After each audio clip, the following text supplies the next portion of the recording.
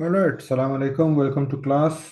We have both of you right here, so we can begin. Can you hear me properly? Okay, good.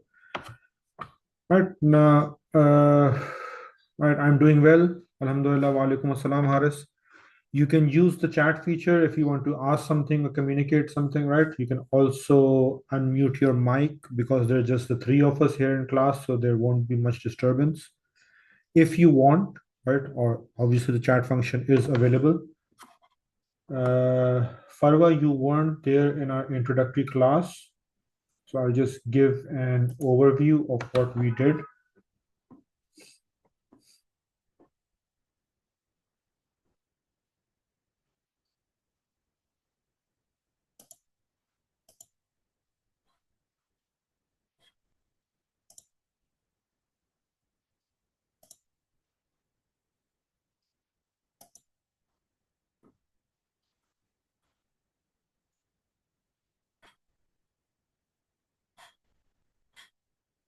Okay, so what we talked about was the breakup of the English 1123 paper. Can you see my screen, by the way? Yes, both of you?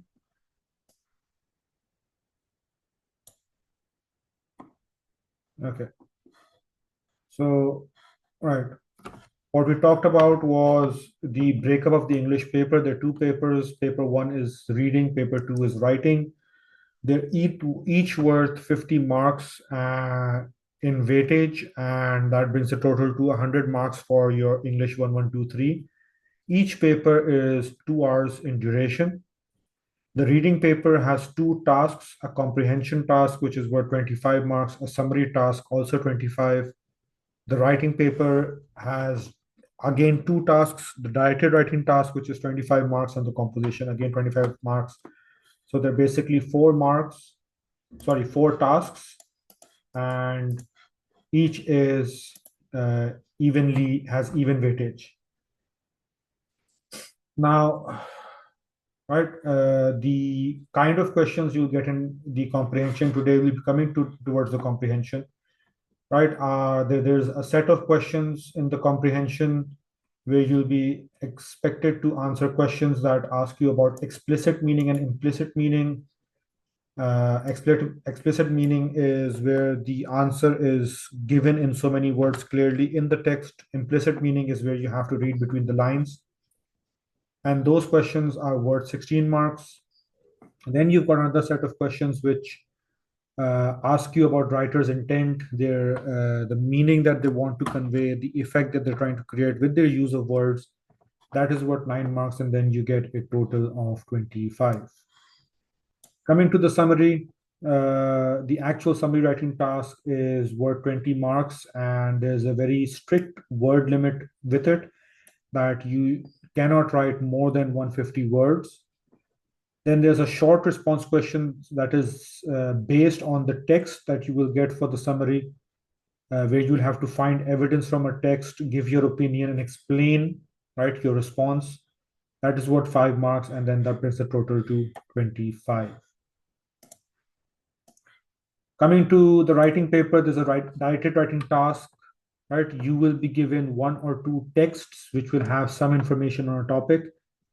And based on those texts, you will be asked to write either a letter, email, report, article, or speech. So any one, you don't get a choice. It could be any one.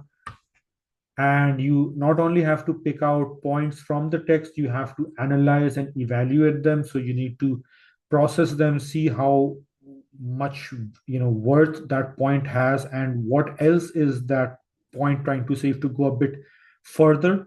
As you can see on your screen, I've written, right? So you have to process it, go a bit further, go behind the meaning to what is trying to be said, but not, given clearly. So it's kind of implicit. And you have to use your own words. You've got to rephrase it. So that's important. Okay, it's not just copy paste from what's given to onto your answer sheet and you're done. There's a word limit. There's 250 to 350 words for your directed writing task, and that is worth 25 marks. And finally is the composition, where you will get 2 topics for descriptive writing, 2 topics for narrative writing. So that's a total of 4 topics, and you have to pick one, any one, whether descriptive or narrative, and write on it. That's 350 to 450 words is the limit, and that is also worth 25 marks. And that brings the total to 100. Okay, now here's a rundown of the required language skills for your English 1123. So the reading skills that you require, and by reading skills, right, it's not just the reading paper. There are certain reading skills that will be required in your writing paper as well, because you will have to read the texts for directed writing before you get on to doing the actual task. And so wherever reading is involved, you will need your reading skills.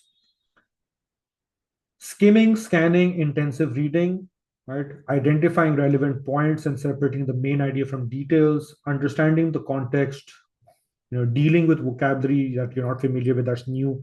It's very much possible because the entire English paper is unseen, right? The only thing you're practicing to develop is your understanding of the language and your language skills, right? Understanding contextual meaning. Then there's obviously the writer's meaning and effect, where you will learn to read between the lines and go beyond what is given in words on your paper, and be imaginative and exaggerative. Okay. Again, when we come to those kinds of questions, we'll go into detail. The writing skills that you should know is, first of all, you need to know about the writing process. And part of the writing process, it's planning. So whatever you're going to write, right, we are currently preparing. So we kind of have the luxury of time, even though we're cutting it close, but we do have time to our exams. So planning and learning to critically review your own work.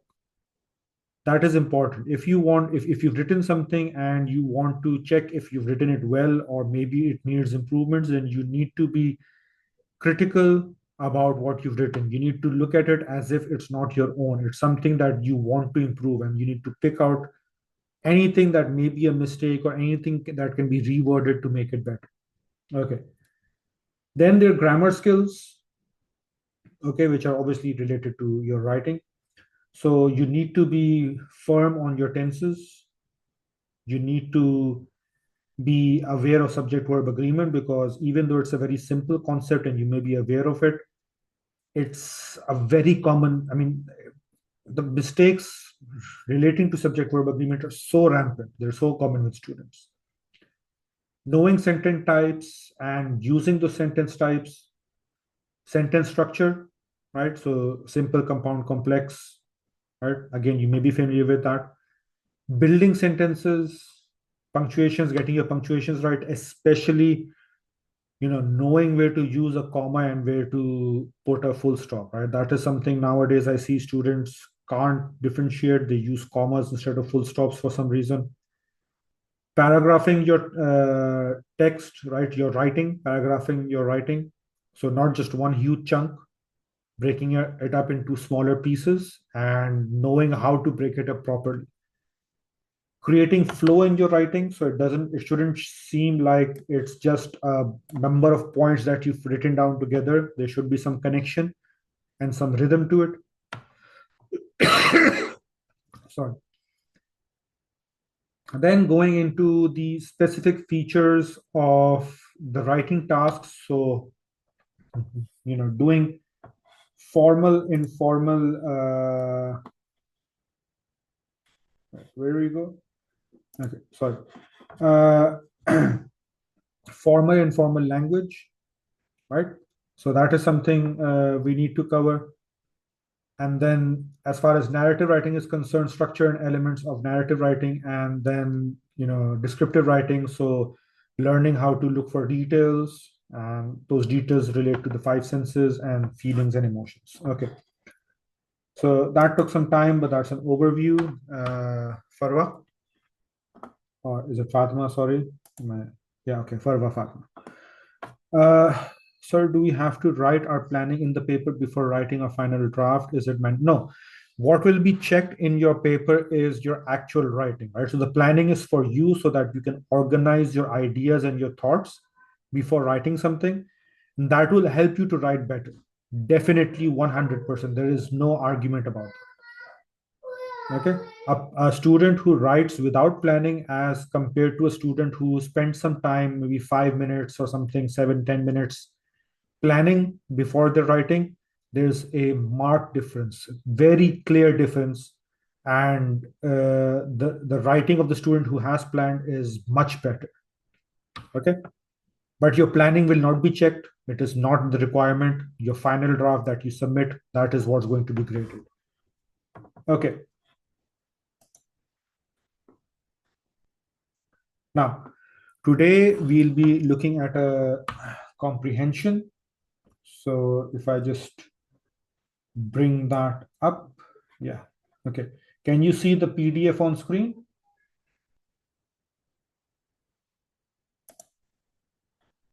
Yes. Okay, okay. All right, so this is the specimen paper for the 2024 examination series. I mean, 2024 onwards, and because the syllabus was changed. And right, this is the question paper for reading. And as you can see, you're starting the first task you have is the comprehension task, and it refers to reading text A, which is called nameless, right? So nameless is the name of the text. And it says over here that the insert is given separately. Okay, so insert. Right? And so this is the insert, as you can see over here. It says specimen because this was not a paper that was actually given to candidates and there was no result, but this is a sample paper produced by Cambridge. Right? And here is text A, and you can see, right, nameless. So this way you won't be confused which text to read for the comprehension. I mean, they shouldn't be, but still, right? And so it's about a page and a half, right? There are 60 lines, right? And about perhaps 900 words. Now, how to approach this, right? So there are different ways of doing a comprehension. So get the pen, okay.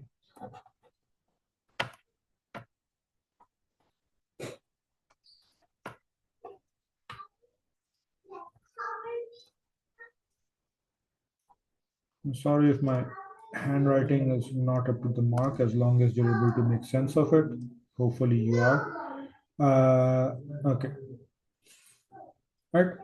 So there are a number of techniques, whichever one you are more comfortable with.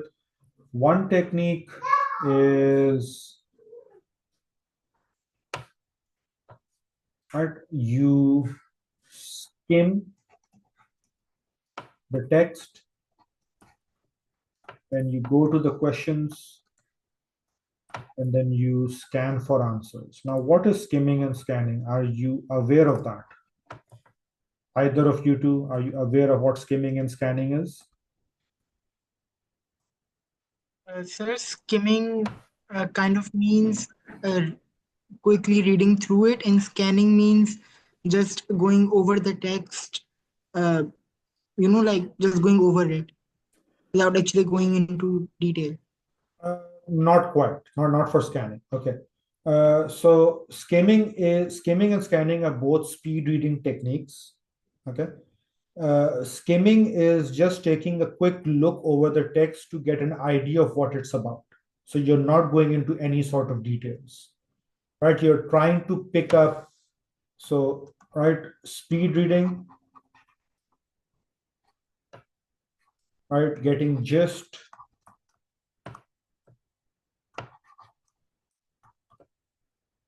and right, you're picking up key words, right? Maybe dates, maybe names, maybe locations, could be anything depending on what the text has. Acha, scanning is also speed reading, so you're not slowing down. And in this case, you are looking for specific information. Okay, and that is why it's coming after reading the question, because the specific information you are looking for is the answer. Okay, so that's one way of doing it. Another way of doing it is, which I do not recommend at all, but students do this, is just looking at the questions and then finding the answers. Right. The problem with this approach is because you do not know what the whole text is talking about, and so the answer you find may not be what the question is actually asking.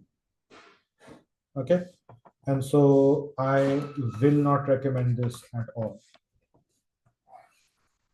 The third approach, which is something I do and I recommend to students, albeit you need to develop decent reading speed for this one, is using intensive reading.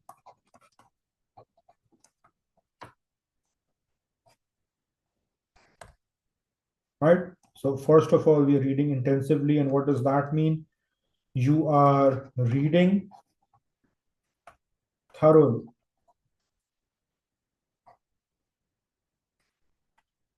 Right? You're reading the whole thing word to word, understanding what's written in the first go before looking at the questions. So you're reading it thoroughly, then you read all the questions, all of them, right? Then you start with the first question, for example.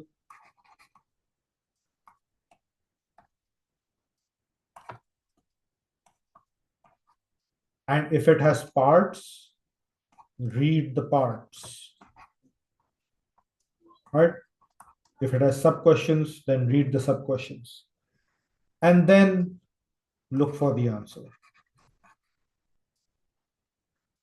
Now, this may take a few extra minutes because you're doing intensive reading and you're reading all the questions, but this is a safer approach. It will develop better understanding of what's given to you, and right, you're more likely to get the right answer.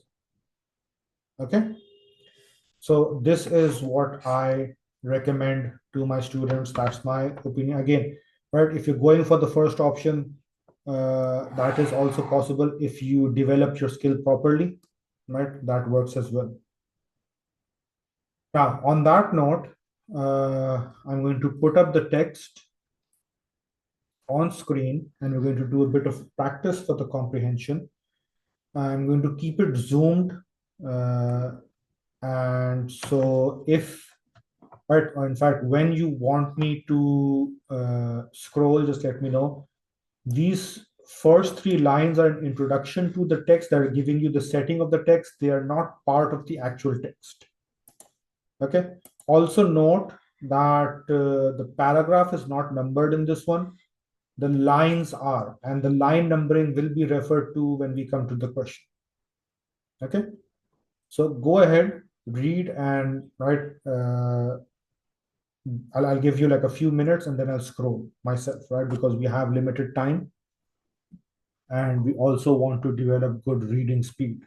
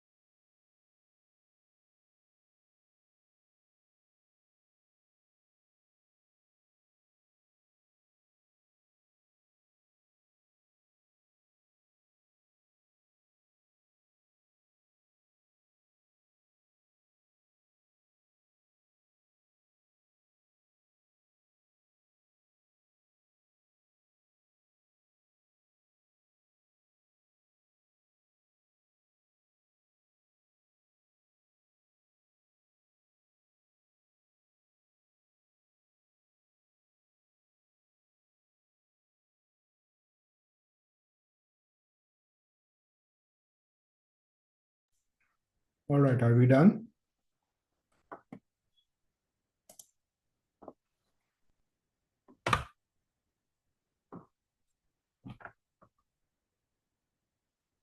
Yes, no, maybe? I'm on the last paragraph. Arva, is the screen clear now?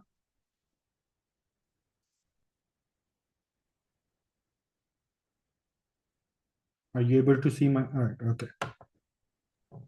Yes, we can see the screen.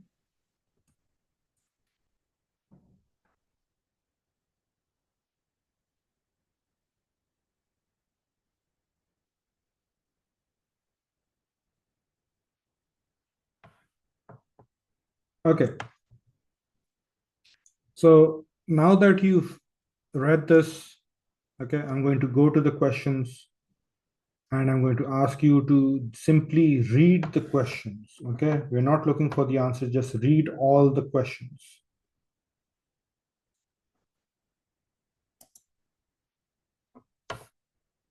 Acha, question one, when I meant read the sub questions, so question one is the main, right? So you're looking at, okay, part A is one question, part B is another, and then you've got questions coming later, which, for example, like this one, G, right? So G has part one and part two, so those are sub questions, right? And so that's what I meant by if the question has sub questions, then you read those. So yeah, going back, right? Just read the questions one time to get an idea of the kind of information that you're expected to get out of the text.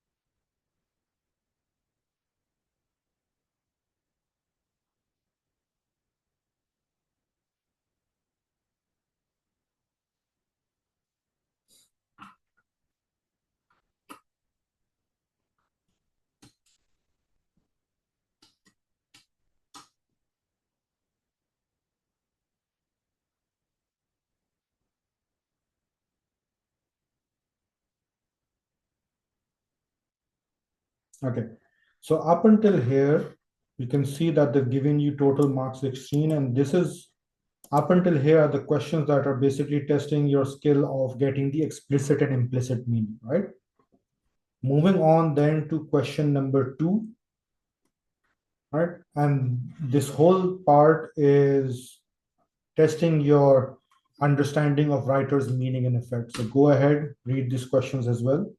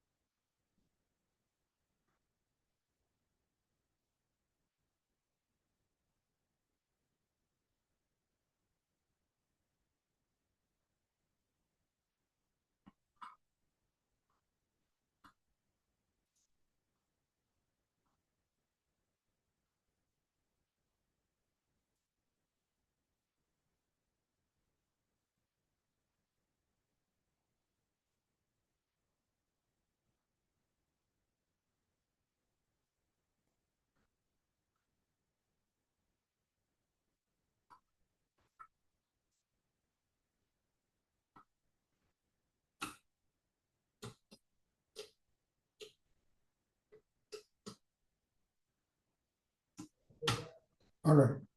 So that's a total of 9.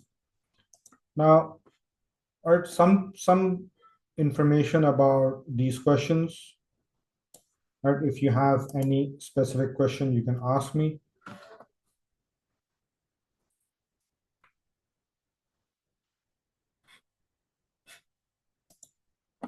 So as for the comprehension questions or Cambridge in general, right? So whether it's English or any other subject that you're giving, And it's not just the comprehension, it's right, any other task in the English 1123 paper, right?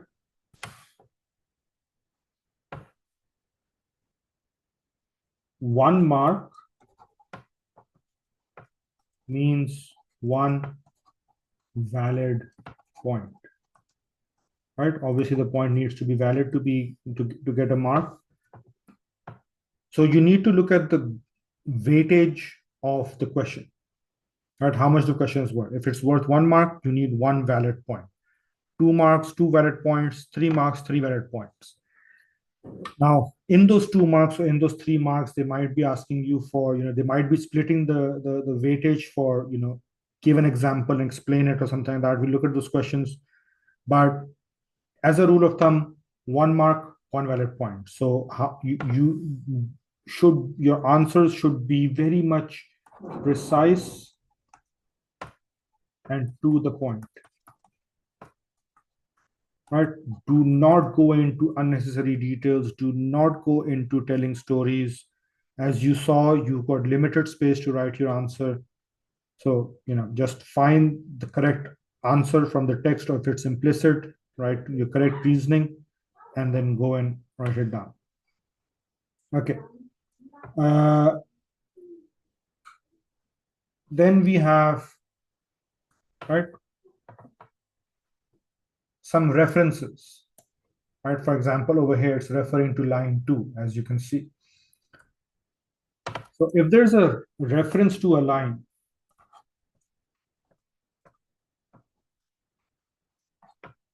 number, you need to understand either it is telling you where a phrase is taken from, or which lines to find the answer from. Okay, it could be either one of those two. How do we figure that out? We will. Okay, getting into actual practice. Then looking at the different question types. Acha, over here, right, I'm skipping B for a moment. You can see in C and D, right, they've mentioned two details, right? And you can see that the questions are worth 2 marks as well, right? And they're actually giving you bullet points over here for each of those details. So if they're asking for a specific number of points for your answer, then you need to give those many points.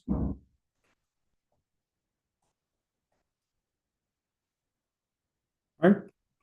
If it's 2, 2, if it's 3, 3, whatever number they're asking for, give those number of points to get full marks. Okay? And it's written bold, so even more. So, acha, the kind of question that says using your own words. Right? This is very clearly an implicit meaning question.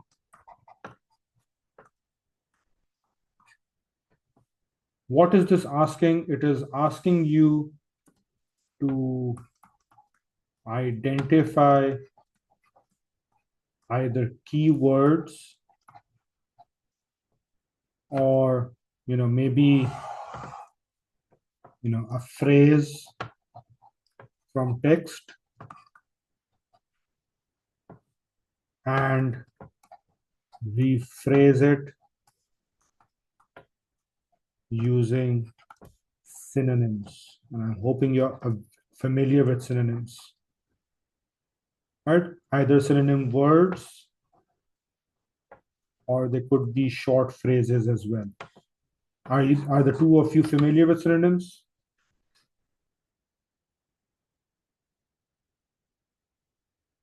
Yes, no, maybe, yes. Yes, Haris? Okay. Right, and just to clarify, what synonyms means is that words with similar meanings. So they're not the same, they're similar. Okay, and you need to find the word that is closest as meaning to what is given. All right, what else do we have?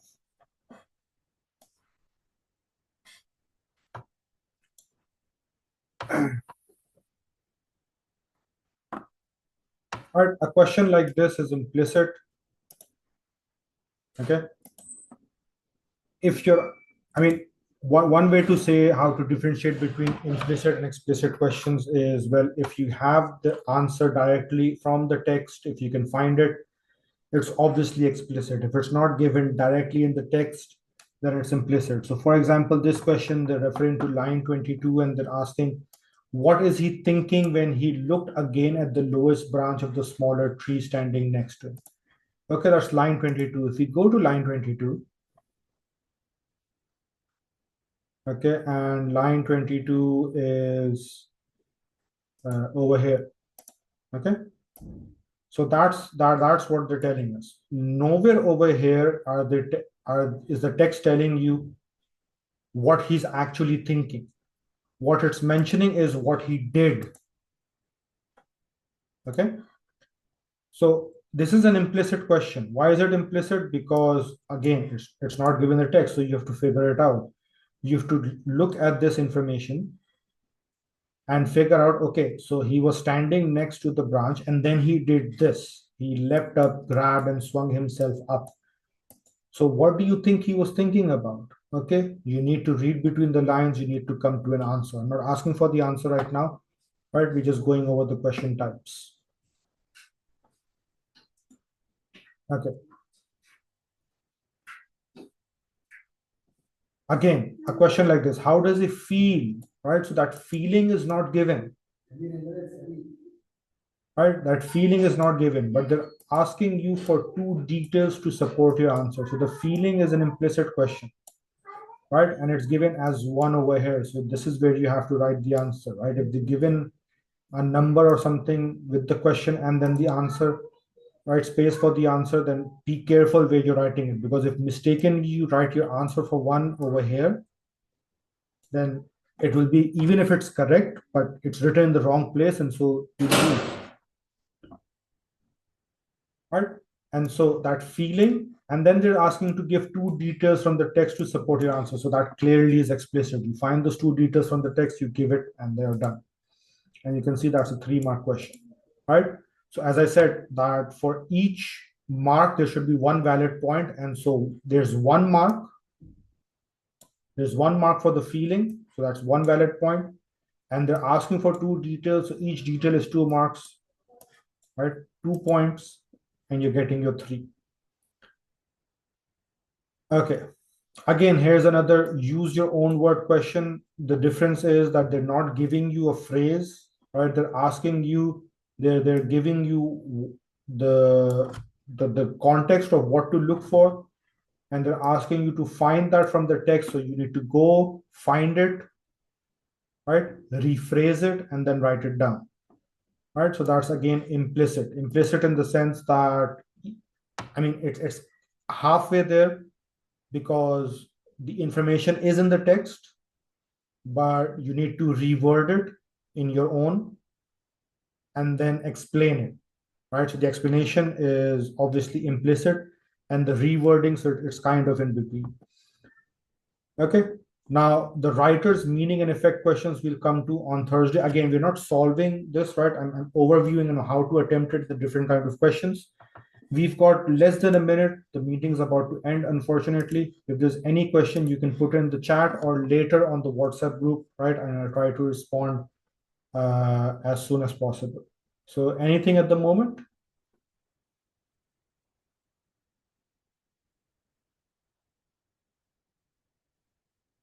I hope the explanation was clear today. Yes, no, maybe?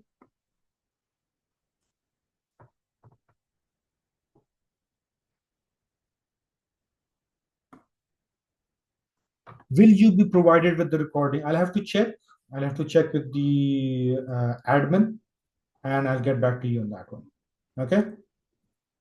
But it's always better to have pencil and paper with you and make notes. Always